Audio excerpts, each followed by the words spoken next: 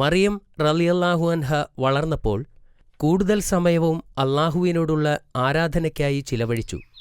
മറിയം റളിയല്ലാഹു അൻഹായുടെ ആവശ്യങ്ങൾ അറിയുന്നതിനു വേണ്ടി പ്രവാചകൻ എല്ലാ ദിവസവും അവരെ സന്ദർശിച്ചിരുന്നു. ഇത് വർഷങ്ങളോളം തുടർന്നു. പ്രവാചകൻ അവരെ പഠിപ്പിക്കുകയും വഴികാട്ടിയാവുകയും ചെയ്തിരുന്നു. മറിയം റളിയല്ലാഹു അൻഹ മുതിർന്നപ്പോൾ അല്ലാഹുവിൻ്റെ കടുത്ത ആരാധകയായി മാറി രാവും പകലും അല്ലാഹുവിനെ സ്തുതിച്ചുകൊണ്ടിരുന്നു. ഒരു ദിവസം പതിവ് പോലെ തൻ്റെ മുറിയിൽ മറിയം റളിയല്ലാഹു അൻഹ പ്രാർത്ഥിക്കുകയായിരുന്നു. അപ്പോൾ ഒരു മലക്ക് പുരുഷന്റെ രൂപത്തിൽ അവരുടെ മുൻപിൽ പ്രത്യക്ഷനായി. മറിയം റളിയല്ലാഹു അൻഹ ഭയന്നുപോയി. അയാൾ അവരെ ഉപദ്രവിക്കാൻ വന്നതാണെന്ന് കരുതി അവർ ഉച്ചത്തിൽ പറഞ്ഞു, നിങ്ങളിൽ നിന്ന് ഞാൻ അല്ലാഹുവിനോട് അഭയം തേടുന്നു. നിങ്ങൾ അല്ലാഹുവിനെ ഭയക്കുക. അപ്പോൾ മലക്ക് പറഞ്ഞു, ഞാൻ നിങ്ങളുടെ നാഥനിൽ നിന്നുള്ള ഒരു ദൂതനാണ്. നിങ്ങൾക്ക് ധർമ്മിഷ്ഠനായ ഒരു കുഞ്ഞിനെ നൽകാൻ അയക്കപ്പെട്ടവനാണ്. അവൻ പാപങ്ങളിൽ നിന്നും വിശുദ്ധനായിരിക്കും. ഇപ്പോൾ അവർ ശാന്തമായിരുന്നു. എന്നിട്ട് മലക്കിനോട് ചോദിച്ചു, എന്നെ ഒരു പുരുഷൻ തൊടുക പോലും ചെയ്യാതെ എനിക്കെങ്ങനെ ഒരു മകനുണ്ടാവും? അത് അല്ലാഹുവിന് വളരെ എളുപ്പമാണ്. അല്ലാഹു ജനങ്ങൾക്ക് വേണ്ടി ഒരു ദൃഷ്ടാന്തമായിരിക്കാൻ വേണ്ടിയാണ് അവനെ സൃഷ്ടിക്കുന്നത്. അല്ലാഹുവിൻ്റെ ശക്തിയുടെ മേലുള്ള ഒരു അടയാളവും. മലക്ക് സന്ദർശിച്ചപ്പോൾ മുതൽ അവർക്ക് മാനസിക സമ്മർദ്ദമുണ്ടായി. ദിവസങ്ങൾ കടന്നുപോകുന്തോറും അത് വർദ്ധിച്ചു വന്നു. ഒരു ഭർത്താവില്ലാതെ അവർക്ക് എങ്ങനെ ഒരു കുഞ്ഞിനെ പ്രസവിക്കാനാവും? കുറച്ചു മാസങ്ങൾക്ക് ശേഷം മാനസിക സമ്മർദ്ദം അധികകാലം താങ്ങാൻ അവർക്ക് കഴിഞ്ഞില്ല. ഗർഭപാത്രത്തിന്റെ ഭാരവും താങ്ങി എങ്ങോട്ടെന്നറിയാതെ അവർ നഗരം വിട്ടു യാത്രയായി. അവർ അധിക ദൂരം പോയില്ലായിരുന്നു. പെട്ടെന്നാണ് അവർക്ക് പ്രസവവേദന അനുഭവപ്പെട്ടത്.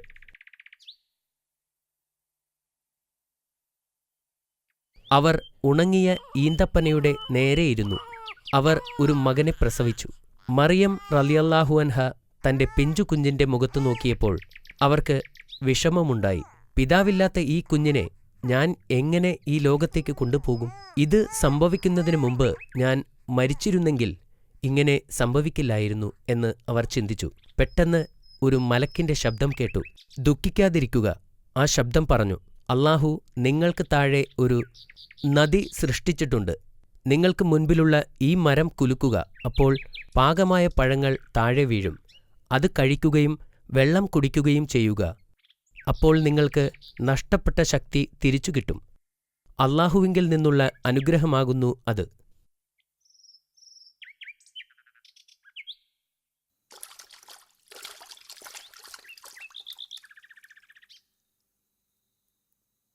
അവർ പുഴയിൽ നിന്നുള്ള വെള്ളം കുടിക്കുകയും പഴുത്ത ഈന്തപ്പഴങ്ങൾ കഴിക്കുകയും ചെയ്തു.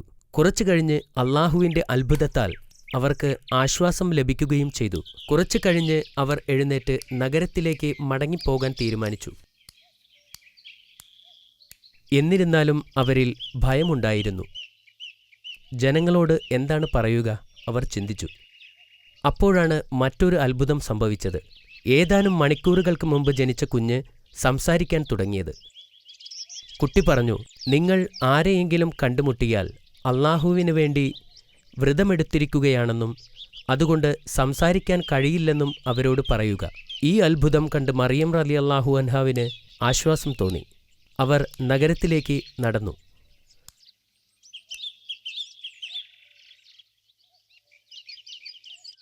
അവർ പ്രതീക്ഷിച്ചതുപോലെ അവരുടെ കൈകളിൽ ഒരു കുഞ്ഞുമായി നഗരത്തിലെത്തിയപ്പോൾ ജനങ്ങൾക്ക് ജിജ്ഞാസയായി. നിങ്ങൾ ഒരു വലിയ പാപം ചെയ്തിരിക്കുന്നു. ജനങ്ങൾ അവരെ ശാസിച്ചു. എന്നാൽ അവർ ശാന്തത പാലിച്ചു. അവർ അവരുടെ വിരൽ ചുണ്ടുകളിൽ വച്ച് അവർക്ക് സംസാരിക്കാൻ കഴിയില്ല എന്ന് ആംഗ്യഭാഷയിലൂടെ കുഞ്ഞിനെ ചൂണ്ടിക്കൊണ്ട് പറഞ്ഞു. ജനങ്ങൾ രോഷാകുലരായി. ഞങ്ങൾ എങ്ങനെ ഈ കുഞ്ഞിനോട് സംസാരിക്കും? എന്നാൽ കുട്ടി സംസാരിക്കാൻ തുടങ്ങിയപ്പോൾ ജനങ്ങൾ അമ്പരന്നു. കുട്ടി മെല്ലെ സംസാരിച്ചു. ഞാൻ ദൈവത്തിൻ്റെ അടിമയാണ്. അല്ലാഹു എനിക്ക് ഒരു ഗ്രന്ഥം നൽകുകയും എന്നെ അവൻ പ്രവാചകനാക്കുകയും ചെയ്തിരിക്കുന്നു. എനിക്ക് ബോധനം വന്നു കിട്ടിയതിനു ശേഷം അവരെനിക്ക് ജന്മം നൽകി. ഞാൻ ജനിച്ച ദിവസവും മരിക്കുന്ന ദിവസവും ജീവനോടെ എഴുന്നേൽപ്പിക്കപ്പെടുന്ന ദിവസവും എനിക്ക് സമാധാനം. കുഞ്ഞു സംസാരിച്ചു കൊണ്ടിരുന്നപ്പോൾ ആളുകൾ ആശ്ചര്യത്തോടെ നോക്കിയിരുന്നു. ഇതൊരു അസാധാരണ കുഞ്ഞാണെന്നും അത് അള്ളാഹുവിന്റെ ശക്തിയാണെന്നും ആളുകൾ മനസ്സിലാക്കി. കുട്ടിയുടെ സംസാരത്തെ വിചിത്രമായ ഒരു തമാശയായി ചിലർ കരുതിയിരുന്നു. മറിയം റളിയല്ലാഹു അൻഹയ്ക്ക് ഇപ്പോൾ പ്രയാസങ്ങളില്ലാതെ നഗരത്തിൽ താമസിക്കുവാൻ കഴിഞ്ഞിരുന്നു. മറിയം റളിയല്ലാഹു അൻഹാവിന്റെ കഥ കേട്ടപ്പോൾ യൂസഫ് നബി വലിയ അത്ഭുതത്തോടുകൂടി ഇങ്ങനെ പറഞ്ഞു: ഒരു വിത്തില്ലാതെ ഒരു വൃക്ഷം വളരുമോ? അദ്ദേഹം അവരോട് ചോദിച്ചു. അതെ, അവർ മറുപടി നൽകി. ആദ്യ തവണ അള്ളാഹു സൃഷ്ടിച്ചതിനൊന്നും വിത്തില്ലായിരുന്നു. പിന്നെ അദ്ദേഹം വീണ്ടും ചോദിച്ചു, ഒരു പങ്കാളിയില്ലാതെ ഒരു കുട്ടിയെ പ്രസവിക്കാൻ സാധിക്കുമോ? അതെ. മറിയം റളിയല്ലാഹു അൻഹ മറുപടി പറഞ്ഞു. അള്ളാഹു ആദം നബിയെ സൃഷ്ടിച്ചപ്പോൾ സ്ത്രീയോ പുരുഷനോ ഇല്ലായിരുന്നു. ഈസാ നബി വളരുന്നതനുസരിച്ച് അദ്ദേഹത്തിന്റെ പ്രവചനശക്തിയും വളർന്നു. അത്താഴത്തിന് അദ്ദേഹത്തിന്റെ കൂട്ടുകാർ എന്തു ഭക്ഷണമാണ് കഴിക്കാൻ പോകുന്നതെന്നും അവർ ഒളിച്ചുവച്ചിരിക്കുന്ന സാധനങ്ങൾ എവിടെയാണെന്നും അദ്ദേഹത്തിന് പറയാൻ കഴിയുമായിരുന്നു. അദ്ദേഹത്തിന് 12 വയസ്സുള്ളപ്പോൾ അദ്ദേഹം തന്റെ മാതാവിനോടൊപ്പം ജെറുസലേമിലേക്ക് പോയി. അവർ പ്രാർത്ഥനാലയത്തിലെത്തിയപ്പോൾ മറിയം റളിയല്ലാഹു അൻഹാവിന്റെ കയ്യിൽ നിന്നും വിട്ട് ഈസാ നബി അവിടെ ചുറ്റിത്തിരിഞ്ഞു. അദ്ദേഹം അലഞ്ഞുതിരിഞ്ഞ് ഒരു മുറിയിലെത്തിയപ്പോൾ അവിടെ കുറെ ആളുകൾ ഒരു പുരോഹിതന്റെ പ്രഭാഷണം കേൾക്കുകയായിരുന്നു. അവിടെ ഇരിക്കുന്നവരെല്ലാം മുതിർന്നവരായിരുന്നെങ്കിലും പ്രവാചകന് അവരോടൊപ്പം ഇരിക്കാൻ ഭയം തോന്നിയില്ല. കുറച്ചുനേരം അവരുടെ പ്രഭാഷണം ശ്രദ്ധിച്ച ശേഷം അദ്ദേഹം എഴുന്നേറ്റ് നിന്ന് ചോദ്യങ്ങൾ ചോദിക്കാൻ തുടങ്ങി. പഠിപ്പിച്ചുകൊണ്ടിരുന്ന പുരോഹിതന്മാരെ അദ്ദേഹത്തിന്റെ ചോദ്യങ്ങൾ അസ്വസ്ഥരാക്കി. കാരണം അവർക്ക് അതിനുത്തരം നൽകാൻ കഴിയില്ലായിരുന്നു. പുരോഹിതന്മാർ അദ്ദേഹത്തെ നിശബ്ദനാക്കാൻ ശ്രമിച്ചു. പക്ഷേ നബി അവരെ അവഗണിച്ചു. അദ്ദേഹം ചോദ്യങ്ങൾ തുടരുകയും അദ്ദേഹത്തിന്റെ അഭിപ്രായം പ്രകടിപ്പിക്കുകയും ചെയ്തു. ഈ വാദപ്രതിവാദത്തിൽ മുഴുകിയതുകൊണ്ട് അദ്ദേഹം തന്റെ മാതാവിന്റെ കാര്യം മറന്നുപോയി. ഇതിനിടയിൽ മറിയം റളിയല്ലാഹു അൻഹ വീട്ടിലേക്ക് പോയി. അവരുടെ മകൻ അവരുടെ ബന്ധുക്കളുമായോ സുഹൃത്തുക്കളുമായോ വീട്ടിലേക്ക് പോയിട്ടുണ്ടാകുമെന്ന് അവർ കരുതി. എന്നാൽ വീട്ടിലെത്തിയപ്പോൾ മകൻ തിരിച്ചെത്തിയിട്ടില്ലെന്ന് അവർക്ക് മനസ്സിലായി. അവർ അദ്ദേഹത്തെ കണ്ടെത്തുവാൻ പട്ടണത്തിലേക്ക് ഓടി. അവർ മണിക്കൂറുകളോളം അദ്ദേഹത്തെ തിരഞ്ഞു. ഒടുവിൽ പുരോഹിതന്മാർക്കിടയിൽ ആശയവിനിമയം നടത്തുകയും അവരുമായി ചർച്ച ചെയ്യുകയും ചെയ്യുന്ന മകനെ അവർ കണ്ടു. മറിയം റളിയല്ലാഹു അൻഹയ്ക്ക് അദ്ദേഹത്തോട് വലിയ ദേഷ്യം തോന്നി. കാരണം അവർ കുറെ വിഷമിച്ചിരുന്നു. എന്നാൽ പ്രവാചകൻ ശാന്തനായി പറഞ്ഞു, പുരോഹിതന്മാരോടൊപ്പം വാദപ്രതിവാദം നടത്തുമ്പോൾ സമയം ഒരുപാട് പോയത് ഞാൻ അറിഞ്ഞില്ല. ഈസാ നബി അലൈഹിസ്സലാം തൗറാത്ത് വളരെ ആവേശത്തോടെ വായിക്കുകയാണ്. അദ്ദേഹത്തിന് അള്ളാഹുവിനോട് കടുത്ത ആരാധനയാണ്. അദ്ദേഹം തൗറാത്തിന്റെ നിയമങ്ങൾ പിൻപറ്റിയാണ് ജീവിക്കുന്നത്. സബത്തിന്റെ ദിവസം അദ്ദേഹം പ്രാർത്ഥനാലയത്തിലേക്ക് പോവുകയായിരുന്നു. പ്രവാചകൻ മൂസ അലൈഹിസ്സലാം ശനിയാഴ്ച ദിവസങ്ങളിൽ പള്ളിയിൽ വന്ന് അള്ളാഹുവിനെ ആരാധിക്കുവാൻ നിർദ്ദേശിച്ചിരുന്നു. എന്നിരുന്നാലും സബത്തിന്റെ ദിവസം പള്ളിയിൽ പോകാൻ ജനങ്ങൾ കുറെ നാളായി ആരും തന്നെ വരില്ലായിരുന്നു. പുരോഹിതന്മാർ 100 കണക്കിന് കാര്യങ്ങൾ നിയമവിരുദ്ധമായി ആവശ്യപ്പെട്ടിരുന്നതുകൊണ്ടാണ് ഇത്. ഒന്ന് സങ്കൽപ്പിക്കുക, മരിക്കാൻ കിടക്കുന്ന ഒരു രോഗി ഒരു വൈദ്യനെ വിളിക്കുന്നത് നിയമവിരുദ്ധമായി കണക്കാക്കി. രോഗി കഴിക്കുന്നതും കുടിക്കുന്നതും മുടി വൃത്തിയാക്കുന്നതുമെല്ലാം പാപമായി കണക്കാക്കി. പക്ഷേ പ്രവാചകൻ അവരുടെ നിയമങ്ങൾ പാലിച്ചില്ല. വിശക്കുന്ന ഒരു കുട്ടിക്ക് അദ്ദേഹം ഒരു പഴം പറിച്ചു നൽകി. ഇത് കണ്ട് പുരോഹിതന്മാർ ദേഷ്യം കൊണ്ട് മുഖം ചുളിച്ചു. വൃദ്ധയായ ഒരു സ്ത്രീക്ക് തണുപ്പിൽ നിന്ന് രക്ഷ നേടാൻ അദ്ദേഹം തീ കത്തിച്ചു കൊടുത്തു. ഇത് സബത്ത് നിയമത്തിന്റെ ലംഘനമായി കണക്കാക്കപ്പെട്ടിരുന്നു. ഒടുവിൽ പ്രവാചകൻ ആരാധനാലയത്തിൽ എത്തിയപ്പോൾ അമ്പരന്നു പോയി. 25,000-ത്തിലധികം പുരോഹിതന്മാർ അതിനകത്തുണ്ടായിരുന്നു. എല്ലാവരും ആരാധനാലയത്തിൽ നിന്ന് മാത്രം സമ്പാദിച്ച് ജീവിക്കുന്നവർ. സന്ദർശകരെക്കാളും കൂടുതൽ പുരോഹിതന്മാരാണെന്നറിഞ്ഞപ്പോൾ പ്രവാചകൻ അത്ഭുതപ്പെട്ടു. അവിടമാകെ ആടുകളെക്കൊണ്ടും പ്രാവുകളെക്കൊണ്ടും നിറഞ്ഞിരുന്നു. യാഗമർപ്പിക്കുന്നതിനു വേണ്ടി ജനങ്ങൾക്ക് വിൽക്കാൻ വച്ചിരിക്കുന്നവയായിരുന്നു അത്. ആരാധനാലയത്തിനകത്തുള്ള ഓരോ പടിയും സന്ദർശകരുടെ പണം ചിലവിട്ടാണ് ഉണ്ടാക്കിയിരുന്നത്. പുരോഹിതന്മാർ പണത്തെയല്ലാതെ മറ്റൊന്നിനെയുമല്ല ആരാധിച്ചിരുന്നതെന്ന് മനസ്സിലായപ്പോൾ പ്രവാചകന് ദുഃഖം തോന്നി. പുരോഹിതന്മാർ ഒരു ചന്തയിലെന്ന പോലെയാണ് പ്രവർത്തിച്ചിരുന്നത്. പാവപ്പെട്ട ആളുകൾക്ക് പ്രാവിൻ്റെയും ആടുകളുടെയും വില താങ്ങാൻ കഴിയാതെ ഓടിപ്പോകുന്നതും പ്രവാചകൻ കണ്ടു. പുറത്ത് ആയിരക്കണക്കിന് ആളുകൾ പട്ടിണി കിടക്കുമ്പോൾ പുരോഹിതന്മാർ ആരാധനാലയത്തിനുള്ളിൽ ധാരാളം സാധനങ്ങൾ യാഗം നടത്തി കത്തിച്ചു കളയുന്നത് എന്തിനെന്നോർത്ത് പ്രവാചകൻ വിഷമിച്ചു. ഒരു രാത്രിയിൽ മഹത്തായ 2 പ്രവാചകന്മാരായ യഹ്യ അലൈഹിസ്സലാമും സക്കരിയ അലൈഹിസ്സലാമും ഭരണാധികാരികളാൽ കൊല്ലപ്പെട്ടു. ആ രാത്രിയിൽ വെളിപാട് ഈസാ നബി അലൈഹിസ്സലാമിന്റെ മേൽ ഇറങ്ങിവന്നു. ഇസ്രായേൽ ജനത്തെ വിളിച്ചുകൂട്ടി ഉത്ബോധിപ്പിക്കാൻ അല്ലാഹു പ്രവാചകനോട് കൽപ്പിച്ചു. ലളിത ജീവിതം നയിച്ചിരുന്ന പ്രവാചകൻ അത് അവസാനിപ്പിച്ചു. ഈസാ നബിയുടെ ജീവിതത്തിൽ ആരാധനയും സമരവും ആരംഭിച്ചു. അദ്ദേഹം എതിരാളികളെപ്പോലെ നിലവിലുള്ള നിയമത്തെ തള്ളിപ്പറയുകയും മൂസാ നബി അലൈഹിസ്സലാമിന്റെ നിയമത്തെ ശക്തിപ്പെടുത്തുകയും ചെയ്തു. പ്രവാചകൻ തന്റെ ജനത്തെ ശ്രേഷ്ഠമായ വാക്കുകളിലൂടെയും പ്രവർത്തനങ്ങളിലൂടെയും ലളിത ജീവിതം നയിക്കാൻ ആവശ്യപ്പെട്ടു. 10 കൽപ്പനകൾ അവർ ഉദ്ദേശിക്കുന്നതിലും കൂടുതൽ മൂല്യമുള്ളതാണെന്ന് പുരോഹിതന്മാരെ മനസ്സിലാക്കാൻ പ്രവാചകൻ ശ്രമിച്ചു. ഉദാഹരണമായി 5-ാമത്തെ കൽപ്പനയിൽ ശാരീരിക കൊലപാതകം നടത്തുക മാത്രമല്ല, എല്ലാ തരത്തിലുള്ള ശാരീരികമോ മാനസികമോ ആത്മീയമോ ആയ എല്ലാ കൊലപാതകങ്ങളും നിരോധിച്ചിരിക്കുന്നു. അദ്ദേഹത്തിന്റെ ഉപദേശങ്ങൾ പുരോഹിതന്മാരെ ശല്യപ്പെടുത്തിയിരുന്നു. പ്രവാചകന്റെ ഓരോ വാക്കും അവരുടെ ഇപ്പോഴത്തെ അവസ്ഥയ്ക്ക് ഭീഷണിയായിരുന്നു. അവരുടെ ഓരോ ദുഷ്പ്രവൃത്തിയും വെളിപ്പെട്ടുകൊണ്ടിരുന്നു. പുരോഹിതന്മാർ പ്രവാചകനെതിരെ പൊരുതാൻ തുടങ്ങി. ഒരിക്കൽ അവർ വ്യഭിചാരാരോപണം നടത്തിയ ഒരു സ്ത്രീയെ തടവിലാക്കി. അപ്പോൾ അവർ ഈസാ നബിയെ വിളിച്ചു അദ്ദേഹത്തിന്റെ അഭിപ്രായം ചോദിച്ചു. സത്യത്തിൽ ജനങ്ങളുടെ മുന്നിൽ അദ്ദേഹത്തെ തരം താഴ്ത്താൻ വേണ്ടിയായിരുന്നു അത്. മൂസാ നബിയുടെ നിയമമനുസരിച്ച് വ്യഭിചാരക്കുറ്റം ചുമത്തിയ ഒരാളെ കല്ലെറിഞ്ഞ് കൊല്ലണമെന്നായിരുന്നു നിയമം. ഈ സ്ത്രീയെ കൊല്ലുന്നത് പ്രവാചകൻ എതിർക്കുമെന്ന് പുരോഹിതന്മാർക്കറിയാമായിരുന്നു. അതിലൂടെ പ്രവാചകൻ മൂസാ നബിയുടെ ന്യായപ്രമാണത്തിനെതിരെ സംസാരിക്കുമെന്ന് അവർ കരുതി. അവർ ഈസാ നബിയുടെ മുൻപിൽ ആ സ്ത്രീയെ കൊണ്ടുവന്നു. വ്യഭിചാരിണിയെ കല്ലെറിയാൻ നിയമം നിർദ്ദേശിക്കുന്നില്ലേ എന്ന് ചോദിച്ചു. അതെ, പ്രവാചകൻ പറഞ്ഞു.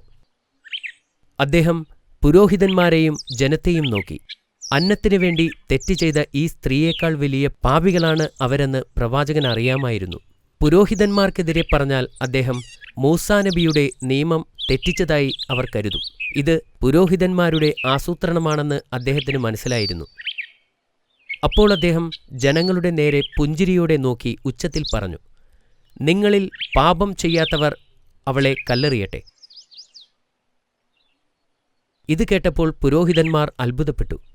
ചുറ്റും നിൽക്കുന്ന ആളുകൾ ഒന്നും മിണ്ടുന്നില്ല. ആരും അവളെ കല്ലെറിയാൻ ധൈര്യപ്പെട്ടില്ല. അവർ എല്ലാവരും പാപികളായിരുന്നു.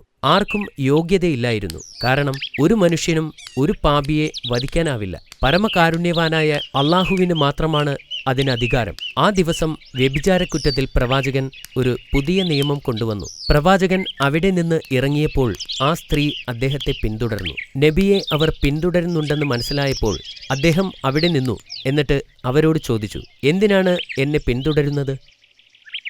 അവളുടെ വസ്ത്രത്തിൽ നിന്നും ഒരു സുഗന്ധദ്രവ്യം പുറത്തെടുത്തു. എന്നിട്ട് നബിയുടെ കാലിൽ പുരട്ടി കണ്ണീരുപയോഗിച്ച് അദ്ദേഹത്തിന്റെ പാദം കഴുകി. അവളുടെ തലമുടി ഉപയോഗിച്ച് അദ്ദേഹത്തിന്റെ പാദങ്ങൾ ഉണക്കി. അദ്ദേഹം അവളെ പിടിച്ച് എഴുന്നേൽപ്പിച്ചു.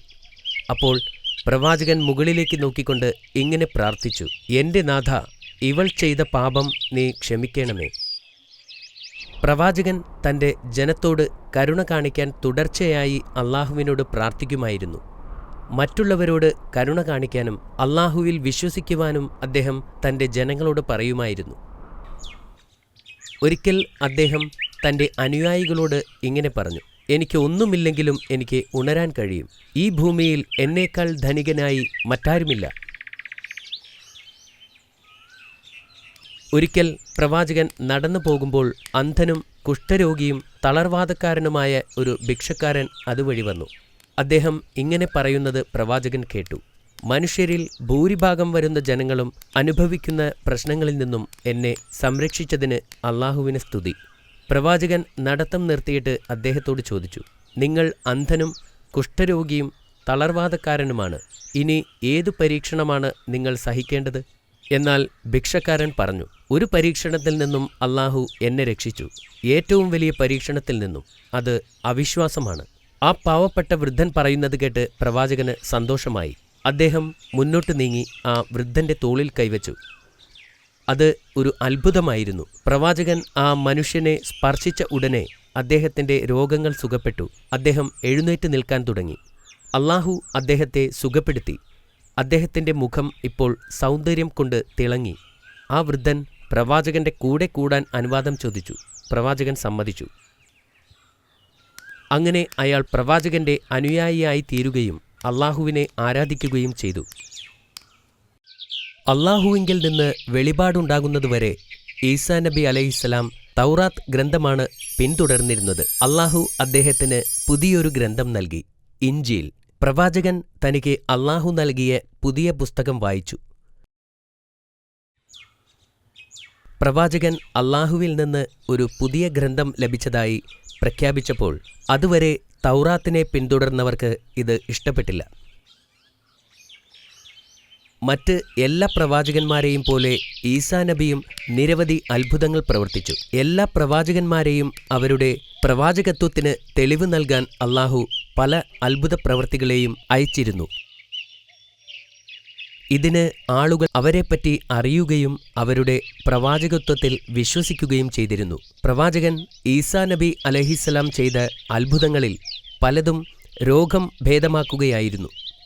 ഈ കാലഘട്ടത്തിലെ ആളുകൾക്ക് വൈദ്യശാസ്ത്ര രംഗത്ത് ഏറെ അറിവുണ്ടായിരുന്നു. പ്രവാചകൻ ചികിത്സിക്കാൻ കഴിയാത്ത രോഗികളെ സുഖപ്പെടുത്തിയപ്പോൾ അത് ശക്തമായ ഒരു സന്ദേശമായിരുന്നു.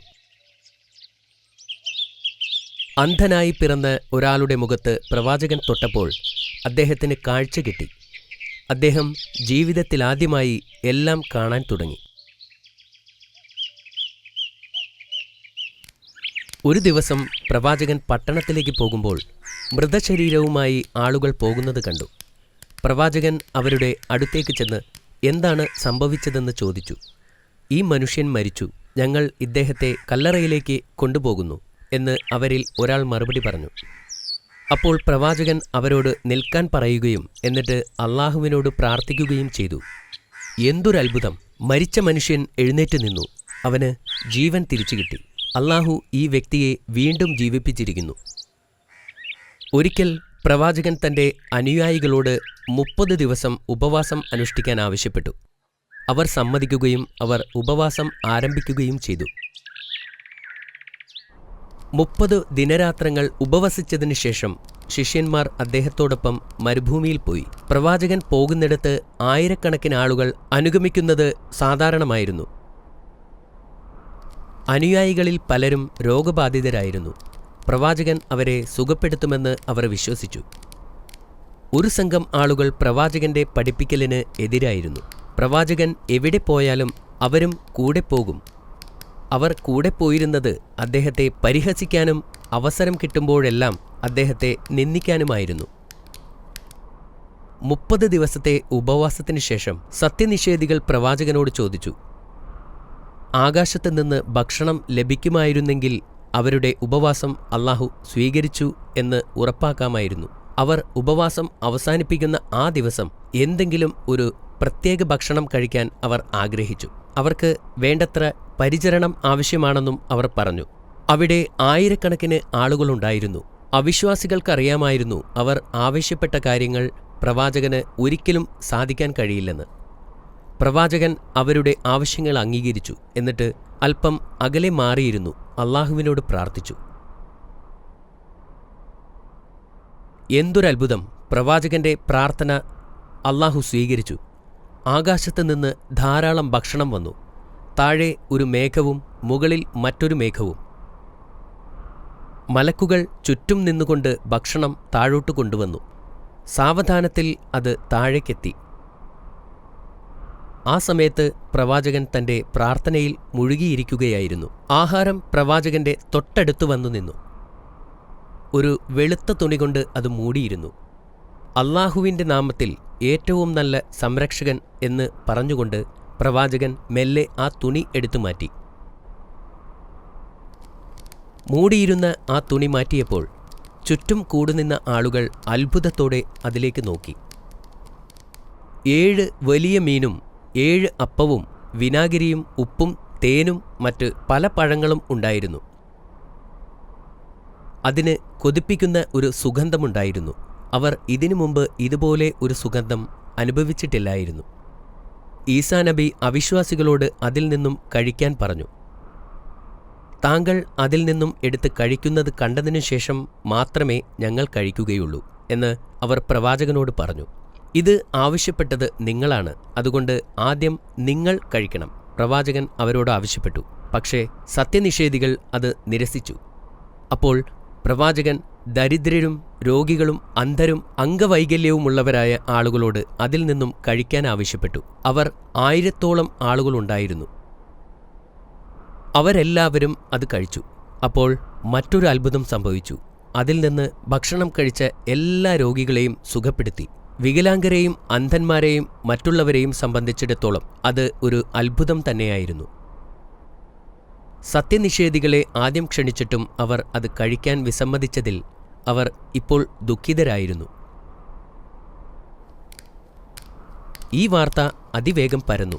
ആ വാർത്ത നഗരത്തിലുമെത്തി. ആയിരക്കണക്കിന് ആളുകൾ ഈ ദിവ്യസദ്യയ്ക്ക് സാക്ഷ്യം വഹിക്കാൻ അങ്ങോട്ട് യാത്രയായി.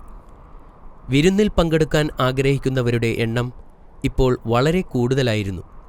പ്രവാചകൻ എല്ലാവരോടും ഭക്ഷണം കഴിക്കാൻ പറഞ്ഞു. ദിവസങ്ങൾ കഴിഞ്ഞു. ആദ്യം മുതൽ അവസാനം വരെയുള്ള ഓരോ വ്യക്തിയും വയറു നിറയെ ഭക്ഷണം കഴിച്ചു. ഓരോ ദിവസവും 7000-ഓളം ആളുകൾ ഭക്ഷിച്ചതായി പറയപ്പെടുന്നു. 40 ദിവസത്തിനു ശേഷം ദരിദ്രർക്ക് മാത്രം ഭക്ഷണം നൽകിയാൽ മതിയെന്നും ധനികർക്ക് നൽകേണ്ടതില്ലെന്നും അല്ലാഹു പ്രവാചകനോട് ആവശ്യപ്പെട്ടു.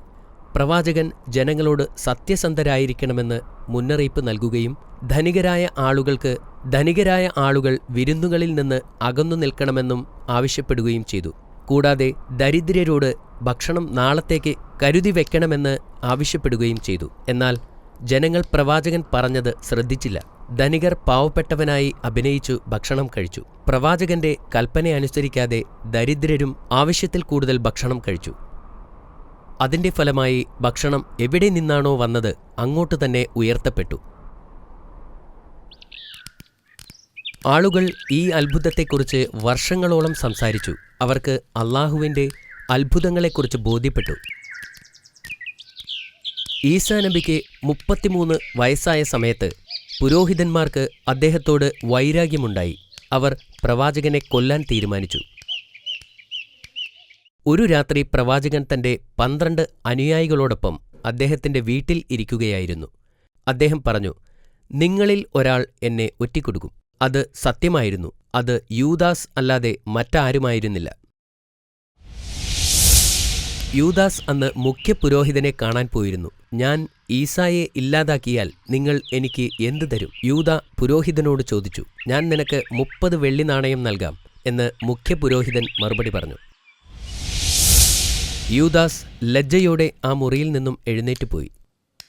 അപ്പോൾ പ്രവാചകൻ തന്റെ കൂട്ടാളികളോട് അദ്ദേഹത്തിന് പകരം നിൽക്കാൻ നിങ്ങളിൽ ഒരാളെങ്കിലും തയ്യാറുണ്ടോ എന്ന് ചോദിച്ചു. നിങ്ങളിൽ ആരും അതിന് തയ്യാറല്ലേ? പ്രവാചകൻ ചോദിച്ചു. അങ്ങനെ ചെയ്താൽ നിങ്ങൾ സ്വർഗത്തിലും എന്റെ കൂട്ടാളികളായിരിക്കും. ഒരു യുവാവ് എഴുന്നേൽക്കുകയും ഉടൻ സമ്മതിക്കുകയും ചെയ്തു. പടയാളികൾ പ്രവാചകനെ തടവിലാക്കാൻ വന്നപ്പോൾ അദ്ദേഹത്തിന് പകരം ആ യുവാവിനെ പിടിച്ചുകൊണ്ടുപോവുകയും അയാളെ കുരിശിലേറ്റുകയും ചെയ്തു. ആ യുവാവിനെ കുരിശിലേറ്റുന്നതിന് മുമ്പായി പ്രവാചകൻ ഈസാ നബി അലൈഹിസ്സലാം അദ്ദേഹത്തിന്റെ വീടിന്റെ ജനലിലൂടെ ആകാശത്തേക്ക് ഉയർന്നു. ഈസാ നബി അലൈഹിസ്സലാം സ്വർഗത്തിൽ ഇപ്പോഴും ജീവിച്ചിരിക്കുന്നു. അന്ത്യനാളിൽ അദ്ദേഹം ഇറങ്ങിവരും.